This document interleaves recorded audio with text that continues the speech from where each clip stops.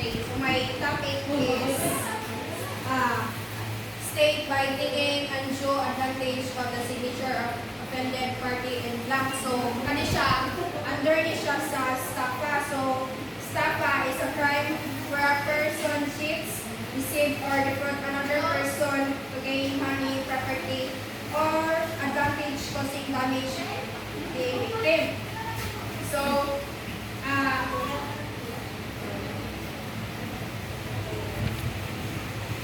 ang kaning nasa elements. So first element is the paper with the signature of the offended party, be in the blank. So example, best example ani is one kanang ang victim kani kay imura siya gi-confirm na atong blank na siya pero sa dalam ana na dito documents na kanang imo gi-confirman sa iya ba. Then number 2, the offended party should have delivered to the offender, and then the above signature offended party, a document is written by the offender without the authority. So katong gi-papirma nga, like marami mo siya gipugos to papirma sa blank ka paper. Pero sa dalang ato na kay documents na kuan bali intention dito mo siya bang papirmahan. Then next is the paper with the signature in blank must be delivered by the offended party to the offender. So, ano na siya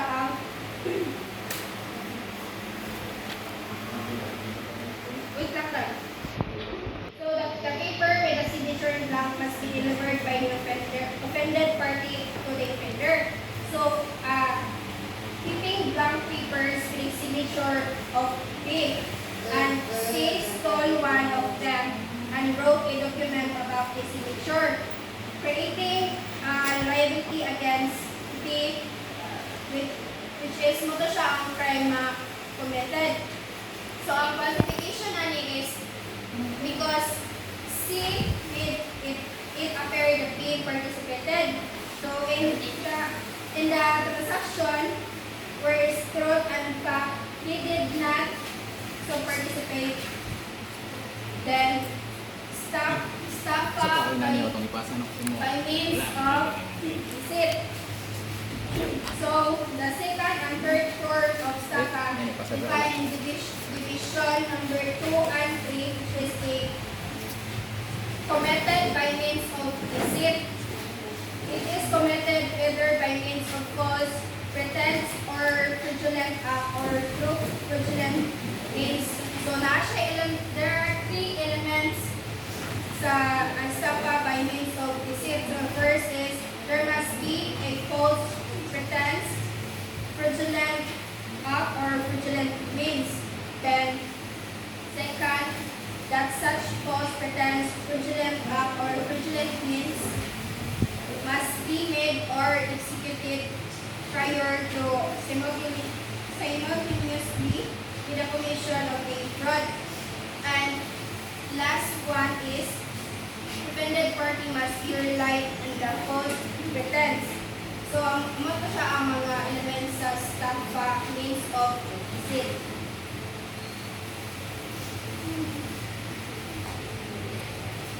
Next is there are 3 ways of committing estafa under the provision. So, ang first ways committing estafa under provision is by using fictitious name. Like, anang mugamit ka, alias ka ba instead na imo i-say imo na tinuod na pangalan. Like, number 2 is by false pretending to possess power, influence, qualifications, property, debt, agency, business, or imaginary transaction.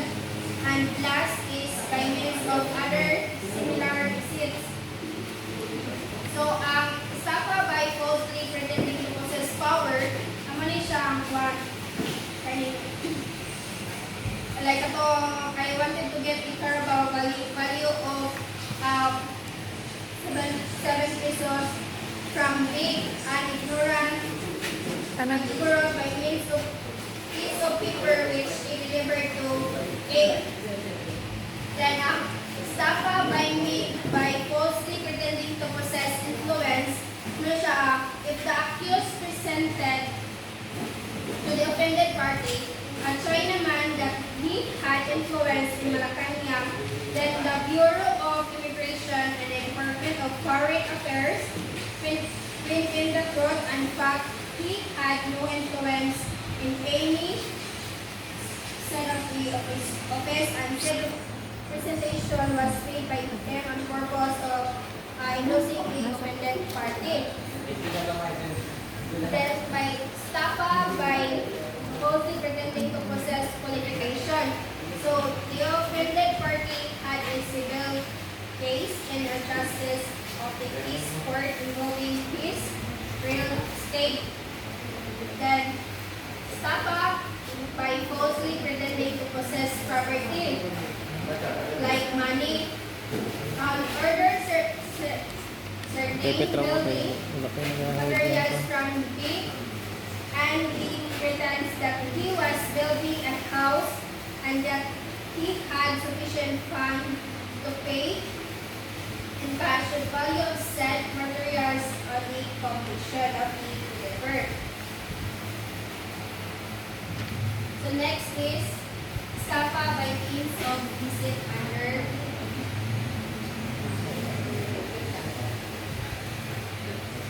by means of other similar receipts. So this is not covered by any of those specifically mentioned in subdivision paragraph 2, but similar to any of them, we give rise to estafa under the phrase by means of other similar receipts.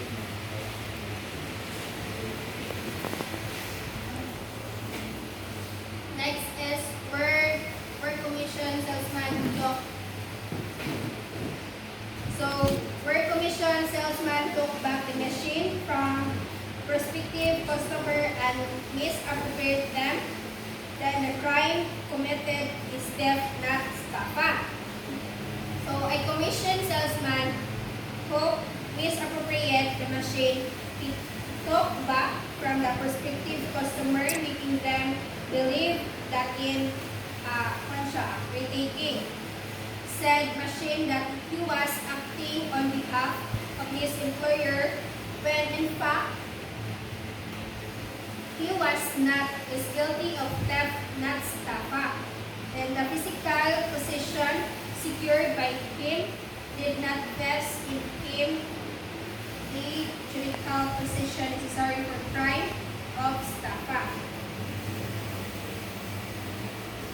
The next is estafa through falsification. So, where a person succeeds in withdrawing money from a deposit account of another man, and by stealing the debtor's passbook for such deposit and for forging the depositor's signature in the withdrawal receipt of the postal saving banks issued by bank. So he commit the crime of estafa through falsification of an official document. Next is attempted estafa through forgery. Attempted estafa through forgery. Amo ni siya after forging 1/8 unit of the Philippine charity sweepstakes ticket by altering a figure thereon and making it appear a prize-winning number. The accused presented it at the Philippine Charity Sweepstakes Office for the purpose of cashing it, but the forging was noticed. There, the accused failed to get the prize. So, ito siya attempting estafa through forgery. Next is estafa by altering the quality, fineness, or weight of anything pertaining to his art of business.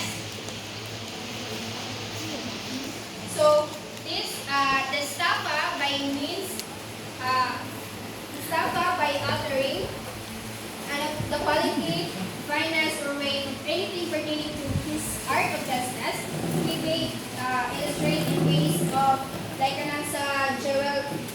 jewelry gani, who for instance defrauded a person who had delivered to him a diamond and piece of gold to be done, made into ring by changing the stone with one to lower quality. Huwag mo siya ilisan para maano ang quality.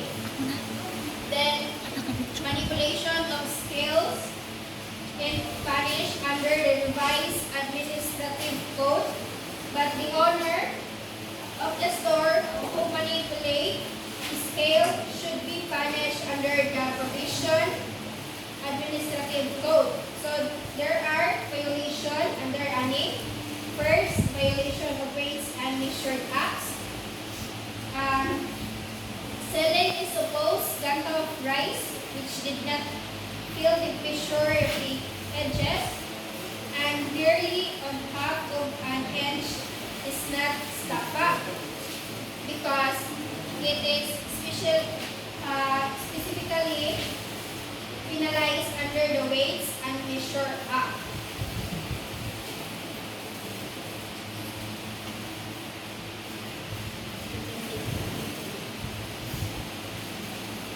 Next is estafa by pretending to have given bribe to bribery. This is committed by any person who would ask money from another for the alleged purpose of bribing government employee, when the truth and in fact offender intended to convert the money to his own personal use and benefit. Like, ayan na siya, ang money nga itong iya gituan, like iya invest, then ang money nga kanang nakita niya sa iyang invest, mo na siya nakuha. Kaya itong mamawa siya, mabutang siya sa katugaling counterfeiting money namin. Then, estafa by means of fraudulent acts. So, the acts must be fraudulent. The acts must be fraudulent, that is, the acts must be characterized by or founded on deceit, trick, or cheat. So, not that while false pretense the deceit consists in the use of deceit words in fraudulent acts, the deceit consists principally in deceitful acts. So next is estafa by posting a check or issuing a check in payment of obligation. So there are two elements under estafa by posting a check or issuing a check in payment of an obligation. Number one, that the offender posted the check